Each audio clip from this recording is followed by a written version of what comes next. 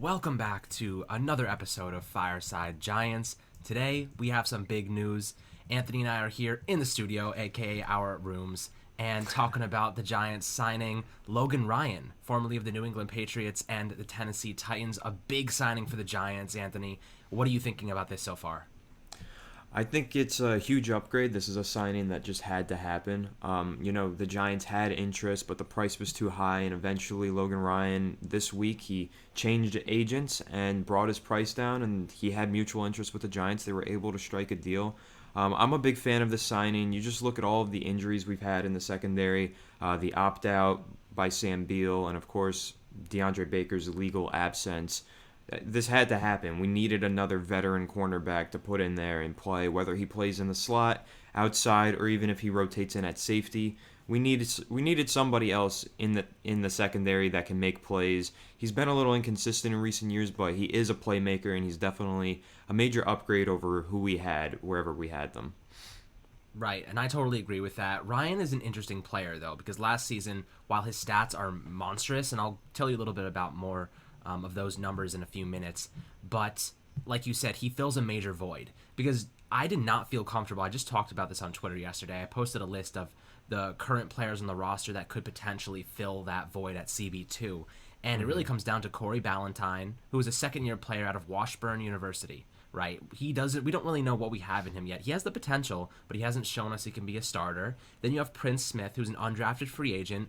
Brandon Williams, who missed all of last season, former third-round pick on injured list last year. So we, again, don't know what we have there. And then a bunch of other guys that really just nobody knows about. And we don't feel confident plugging in a player that, shouldn't be starting, more or less. I don't feel confident about it. I know you don't.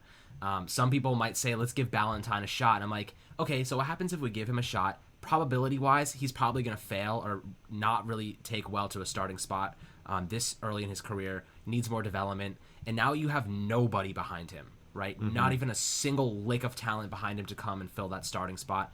That really worried me. So this Logan Ryan signing makes a lot of sense. We know he can play safety. That's what he supposedly wanted to play. But as you mentioned, he changed agents pretty soon after that story came out. Apparently, his agent went over to send emails to all 32 teams and was like, he can play safety. He's willing to play safety. He wants to play safety. And then he fired him a week later. So I'm kind of on the fence about if he actually wants to play there. And then we have Julian Love at free safety, and he's going to be replacing Xavier McKinney. So Logan Ryan coming in, I'm expecting him to fill that CB2 role. Darnay Holmes in the slot, Julian Love at free safety while McKinney's out. I feel pretty good about that group of guys. If you would have told me we would be signing James Bradbury and Logan Ryan in the same offseason, I would have never believed you. Yeah, that's exactly it. I mean, we got two of the top three cornerbacks that were on the free agent market, the other one being Byron Jones, who went to the Dolphins. But probably after those two, it was Logan Ryan and James Bradbury, and the Giants ended up securing both of them, which is pretty impressive. It definitely shows that people want to be in New York and they want to play for the organization, which is definitely exciting moving forward. And with Logan Ryan, you look at his stats in the recent years. He played in all 16 games in 2019. Probably his most memorable play came in the playoffs when the Titans eliminated the New England Patriots. The game-winning pick six was made by Logan Ryan on Tom Brady, his former teammate. Excellent play. And he did have a lot of targets come his way in 2019, which is something that I'm a little bit concerned about. He was targeted in coverage 103 times, which is kind of an absurd amount. And he let up 68 completions, so that's a 66% completion percentage, which isn't so bad, actually.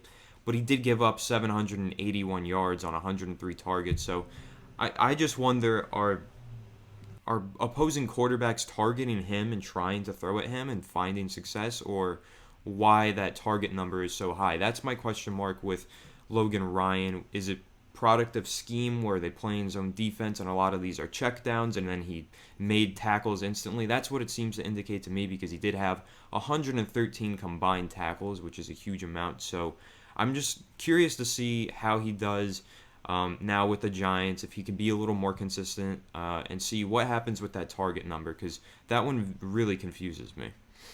Yeah, no, you're totally right with, the amount of targets he had last year was definitely an anomaly, in my opinion. If you look at his previous seasons, he did not have as many. Just in 2018 alone, he had almost half that amount of targets. 64. So I don't really know what that tells us. What does that really tell us? Maybe they saw him as a weak link in the Tennessee Titans defense, and they are one of the best defenses in the NFL. So maybe they saw him as a weak link, and clearly it wasn't too weak because they still managed to produce fantastic games on a weekly basis.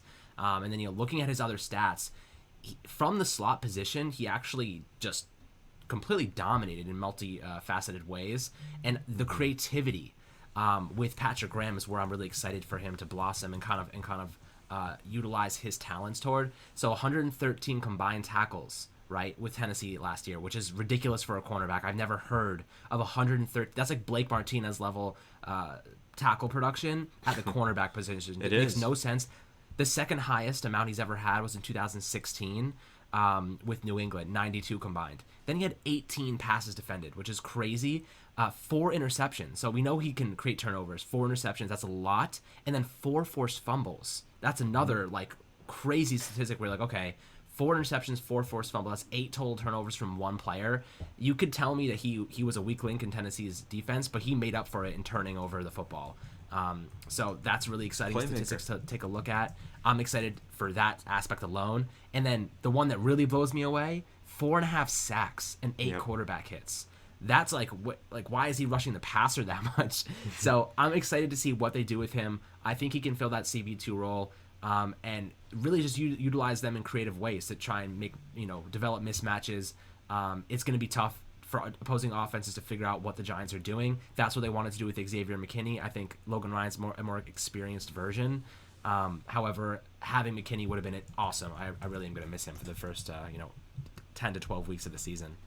Yeah, I mean, we mentioned that in our last video. Losing McKinney was such a huge blow to this team, but this definitely softens that blow. McKinney's injury, it should have him sidelined for the first 12 weeks of the season at least. They could actually sit him for the whole season, just tell him to get ready for the next season, get fully healthy, which I wouldn't be opposed to as long as it means long-term health would be better doing that. But it's definitely a recoverable injury. I wrote that article yesterday.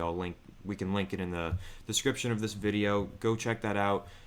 This injury for Xavier McKinney is not as bad as a lot of people are making it seem. A lot of people remember Hakeem Nicks because he's one player on the Giants who had that same injury, but there are countless other players who have had the same injury and have recovered from it completely fine. Julio Jones, Marvin Jones, Stephon Tuitt, Ben Roethlisberger, and even Derwin James. Now, Derwin James just tore his meniscus yesterday, but he did fracture his foot the same way that Xavier McKinney did before the start of last season, and he came back at the end of the season in those final 5 weeks, looked like the same player. He didn't really lose a step. He just recovered in 12 weeks. So hopefully that's what we see from Xavier McKinney. They play the same position. It's the same injury. Hopefully he misses the first 12 weeks, comes in those last 5 games, and looks great, and then hopefully he could stay healthy next year. But back to Logan Ryan. You mentioned the sacks, which is just mind-boggling. He had 4.5 last season. That's as many as Dalvin Tomlinson has in his career, which is crazy. That's more, and if you take his last 2 years, because he had 4 sacks in 2018, that's 8.5 sacks. That's more than Leonard Williams has had in the last 2 years. That's 5.5 that he's had, which is just crazy. The guy gets in there. He's a pass rusher. So, and that's another thing that we mentioned about Xavier McKinney was he was such a great pass rusher in Alabama, and we were expecting him to really play a role in the Giants' pass rushing through blitzes in the secondary. So now we have Logan Ryan who can just kind of fill in for that role that McKinney was going to play. And, that's really valuable. Like I said, it's just really softening the blow of that kind of devastating injury. Absolutely. It's good to see the Giants are actually making moves to improve this team because that's what we hadn't seen the past few years. There would be a weakness at a position and it would just kind of stay that way. They wouldn't really do much to upgrade it. Logan Ryan is an upgrade from what we have right now. The talent that was currently on the roster that they were set to utilize at that CB2 position is now upgraded. And that doesn't mean that they might not pursue a player like Prince Amukamara, who was released by the Raiders today. Mm-hmm. So interesting concept there. He is a former Giant a while back.